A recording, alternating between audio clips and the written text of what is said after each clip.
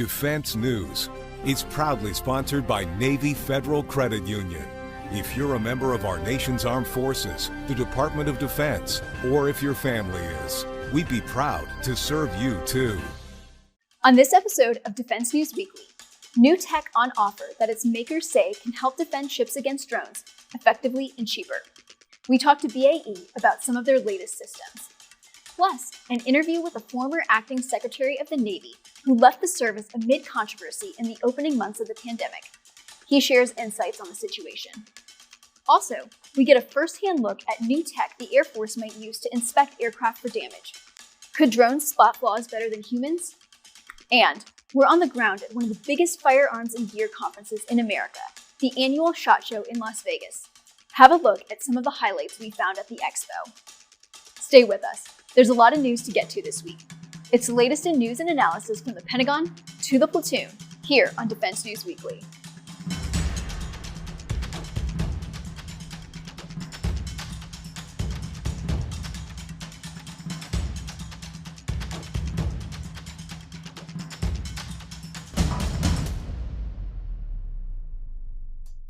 Welcome back to Defense News Weekly.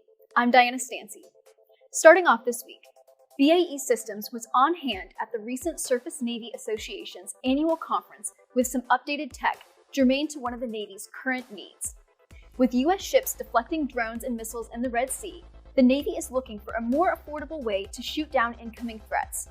Currently, the best tool for the job is often an expensive munition. That's where BAE wants to offer a solution. We caught up with the company at the SNA Expo to see what they had on display. Have a look. Tate, we're in front of the Mark 45 Mod 4 that the U.S. Navy is using. Who around the world is using this particular fire system? Sure. Currently, the United States Navy and 11 of our allied and partner navies use the Mark 45 5-inch gun. Essentially, the sun never sets on the Mark 45. And it allows for different kinds of munitions. That's correct. The Mark 45 gun is a multi-mission capability, extremely proficient in air defense. It can defeat anti-ship cruise missiles, unmanned aerial systems like the drones we're seeing in the Red Sea, very effective against other ships, and very effective against long-range land targets. And that's indirect fire? That's direct and indirect fire, correct. Direct and indirect fire. You were a SWO yourself, I believe, in the Mediterranean.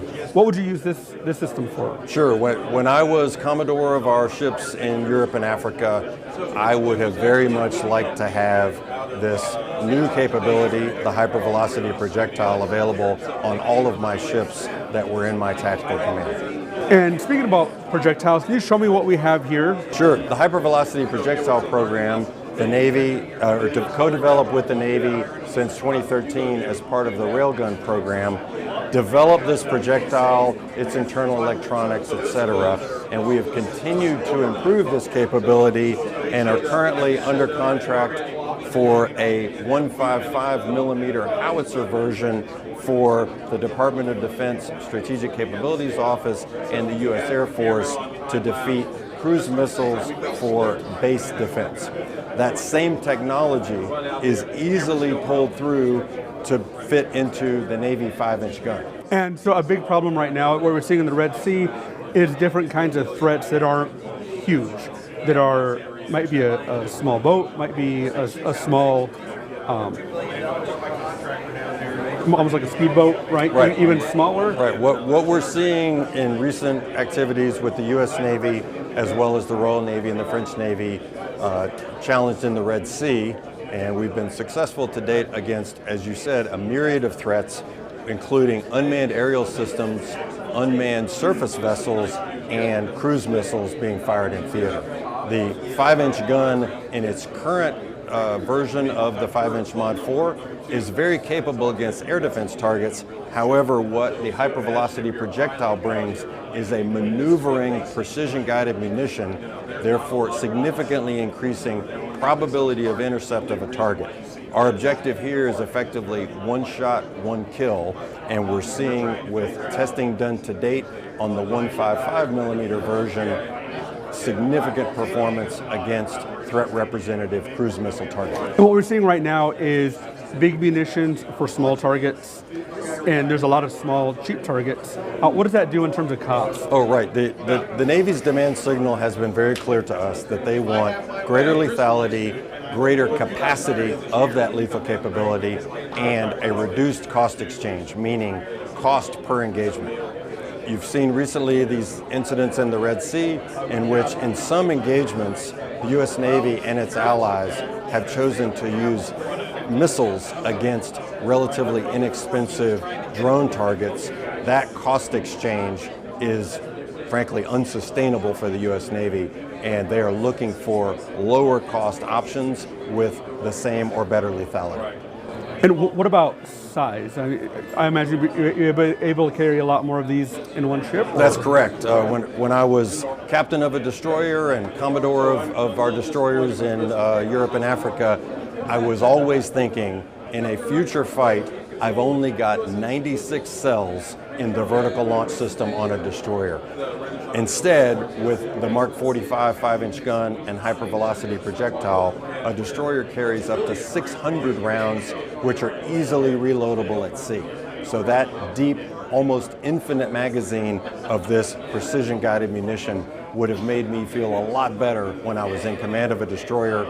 And if I were in the Red Sea today, I would feel very comfortable if I had hypervelocity projectile loaded on board. Well, what did that give you as a commander right now in the Red Sea with all those threats going on? What would be going through your mind if you have this capability? Sure. The choices available to a commanding officer of a destroyer are the key aspects of Navy tactics are layered defense.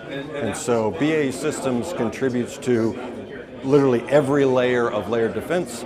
We are the mechanical design agent for Mark 41, so the missiles at the greatest range, medium range missiles, the 5-inch gun for medium to short range, and some of our 25 and 30 millimeter cannons for extremely close range. Having available a precision guided munition for the ships in the Red Sea would be a game changer, because per shot of every round fired, the fact that it's a guided munition means you can achieve essentially one shot, one kill, and your magazine size is 600 rounds. Tate, thank you for showing me the small munitions. I hear there are solutions with much bigger munitions behind us for destroyers. That's correct. Let me show you this way.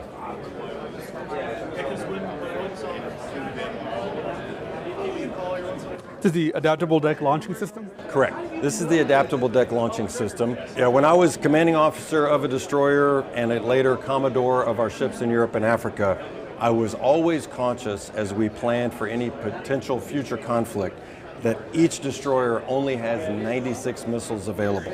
If I was the captain today or commodore, I would want to have the adaptable deck launcher shown here in this configuration with up to 8 of these launchers deck mounted, either available to hold the Evolved Sea Sparrow missile or any strike length missile in the Mark 41 family. One thing the Navy is working on today is the ability to reload missiles at sea underway.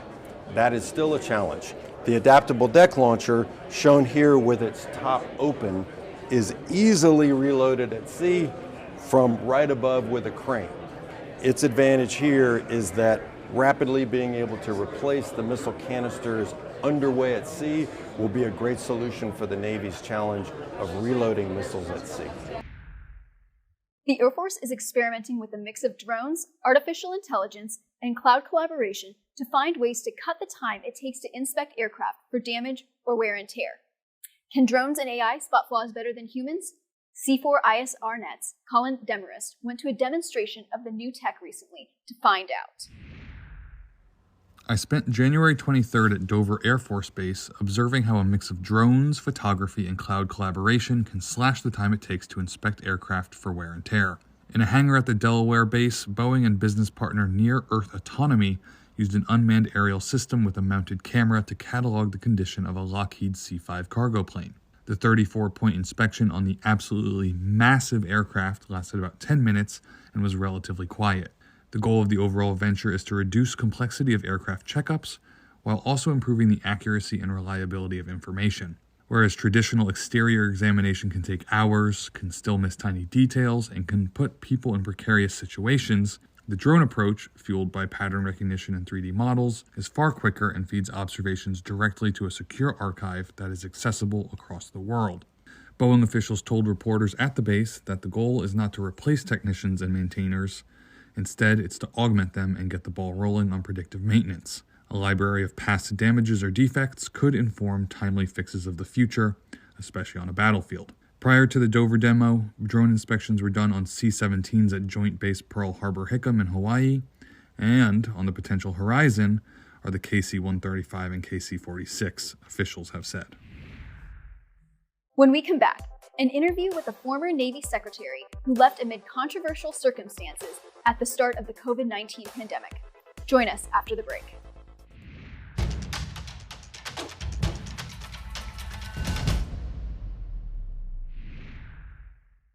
Welcome back. In the frantic days of 2020, when the COVID-19 pandemic began to take hold, there were few places more feared to be than on a ship at sea. When sailors started getting sick aboard the aircraft carrier Theodore Roosevelt, then Captain Brett Crozier aired his frustration with the situation and set off a chain of events that quickly pulled in then acting Secretary of the Navy, Thomas Modly. The events led to Crozier's dismissal and Modly's resignation. We spoke to the former Navy Secretary recently about the events. Here's part of that conversation. This is Jeff Zazulowicz, editor with Navy Times. Today, we're very glad to be joined by Thomas B. Modly.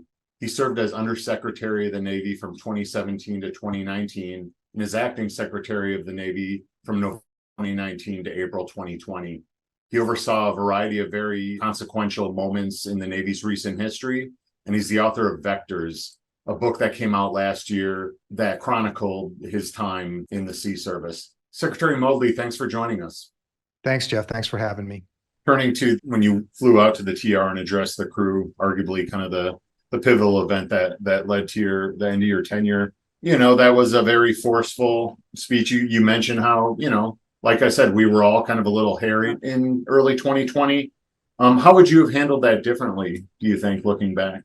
Oh, Jeff, I could have handled things a million different ways from the very beginning of that thing. And I think about that all the time, about how I could have done things tactically different one way or the other. The biggest challenge with the whole trip to Guam was my original intention was to basically do nothing but go see what's going on the ground, talk to the governor of Guam, because she was the one that was providing the hotel rooms, and she had been in my office like 2 weeks prior to that. So I got to know her, and I really liked her, and I figured I could help with that. And then meet with the crew, walk around the ship, just like I always did every other time I met with a ship, walk around the decks, go down to the engine rooms, talk to people, see exactly how they were feeling, ensure the captain and the strike group commander that we had their back in Washington, and that, everything was going to be fine, and that we really needed them to be courageous in this moment. And it was a huge wrench was thrown into that when both the medical teams and the NCIS people who were responsible for my safety advised me or told me that I couldn't sort of walk around on the ship, that I needed to go address the crew from a clean room right off the quarterdeck. But in advance of that, I asked them to submit questions because I wanted to be able to answer every question that they had, and I wouldn't be able to do that if it wasn't a face-to-face. So I got a list of questions. I think there were 33 questions, and some of them were, frankly, some of them were pretty, more logistically focused on, what's the process for getting us off, when are the hotel rooms going to be available, and so on and so forth. But some of them, frankly, were, a little bit disrespectful, and also made me recognize that they weren't getting good information about what was happening on the ground. Like, one of the questions was, how many dead sailors on the TR would have been acceptable to you before you got us any help? That was sort of the tone of a lot of them. Several of the questions, we're not at war. Why is it so important that we, why should sailors die? And those types of questions. And it just made me feel like the leadership of the ship had not done a great job of communicating what was going on and what the risks were, and so on and so forth. And frankly, I think also maybe the ship's doctors had possibly spooked them into believing something else. So by the time I got to the ship and talked to the senior officers, I I was I had some prepared remarks, and then I just started talking extemporaneously about my morning and the stuff that I had seen. And I just really wanted them not to be afraid. My view was that, the whole nation, and I give them a lot of slack on this because, they weren't in the US when this was going on. They didn't understand what the nation was going through and how much fear was driving the narrative in the US. But I wanted them to understand that the one place that we can't allow fear to drive the narrative is in the United States Navy. And that if anyone can handle a crisis like this, it should be the United States Navy. And I told them that they, they could be afraid, but they're going to be facing fears much greater than this. And so, there's some words I could have chose more carefully.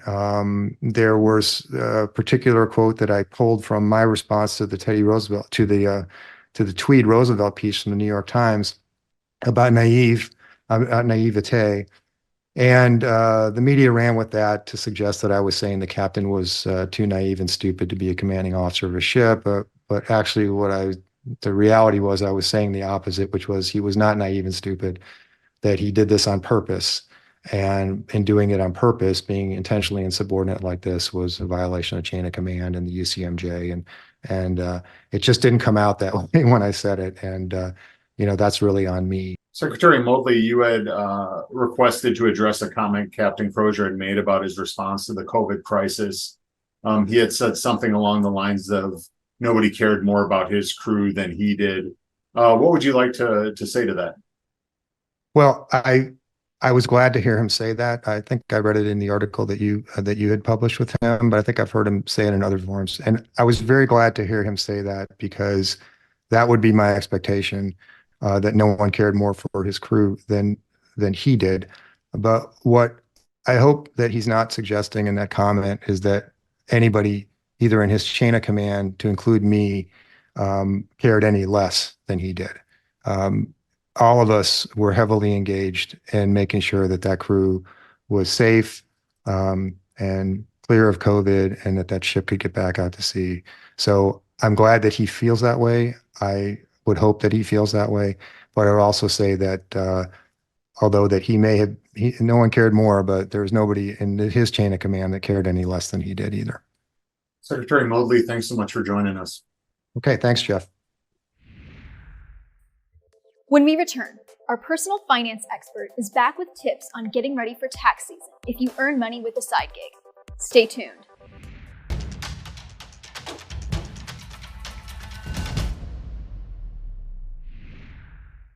Welcome back. It's tax time.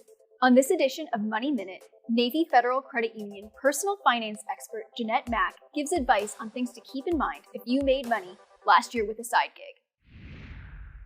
The gig economy is in full swing. A fluctuating economy and inflation woes have made side jobs superb supplement income providers. Last year alone, they generated over $455 billion nationally. And with tax time drawing near, millions of Americans have to learn how to pay taxes on that extra income. First of all, yes, the money from a second job, no matter how big or small the amount, is subject to taxation and must be reported. If you're self-employed, you won't get a W-2 from the companies or clients that hire you.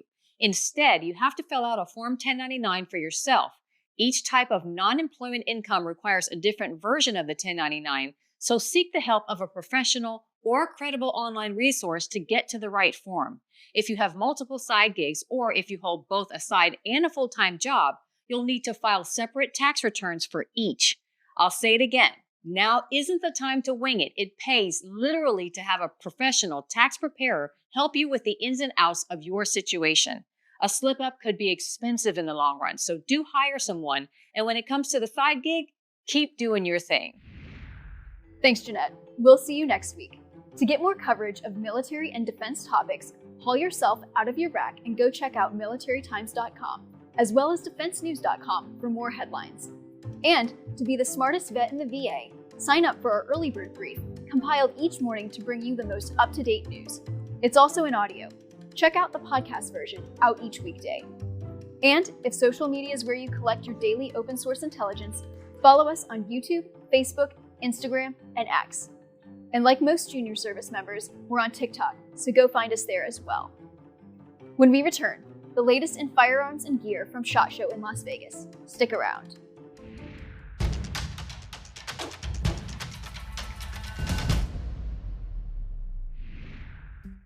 Welcome back to Defense News Weekly. I'm Diana Stancy. SHOT Show in Las Vegas is a veritable bonanza of firearms and gear that often is tailored toward military and veteran groups. We had a team on the ground to cover the event and check out the latest updates and items on offer. Here's some of what we found. Todd, it's our third SHOT Show that we've had while we've been at Military Times. You know, the big focus is on firearms, but there's also a lot on the gear side for service members that they might be interested in. What have you seen in terms of gear? Right, there's a couple different things I've noticed last couple of days that are trying to solve some problems that soldiers are facing with kind of new battlefield requirements and different kinds of dangers and preventative stuff. So one is Galvian has created what they call the EDG. It's a rail system for their helmet, basically a helmet-borne system that has a power pack on the back, and you can hook in all your lights, all your comms gear, your night vision devices, so you can power everything and transfer data. Gentech Corporation has a similar device. They call it the Rail Link, very similar kind of setup for kind of high-cut helmets. So what that's doing is kind of lessening the load on the soldiers so they're not having to carry as many batteries. They can power things all in one device. There's less cabling. That helps a lot with streamlining the gear.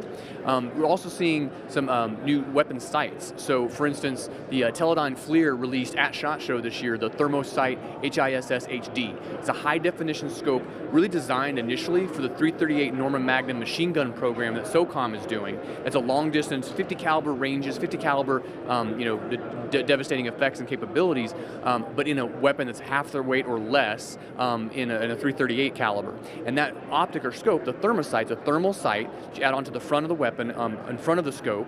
It can also be used on sniper rifles. And the really interesting thing about that is about a 4 times more power of resolution. So you can see things as like where the hand placements are if someone's carrying a weapon more than a mile away, which is pretty incredible. But even more interesting than that, you can do what's called day trace, where it's such high precision in terms of resolution on the camera in that thermal sight. You can track the bullet in daytime or nighttime, so you can watch your bullet go down range and actually walk on target like you would with a machine gun without using tracers. So the opposing forces isn't seeing your tracer. You're just watching your own bullet go out through that thermal sight. It's able to track those things. And within the gear, there's also innovation more on the health side, I understand, to help track potential concussions? Correct. So, traumatic brain injuries is a big topic today. It's something we're aware of more now than we've ever been. Over the course of the 20-odd years of the GWAT era, more than 500,000 service members have been diagnosed with some form of TBI or traumatic brain injury.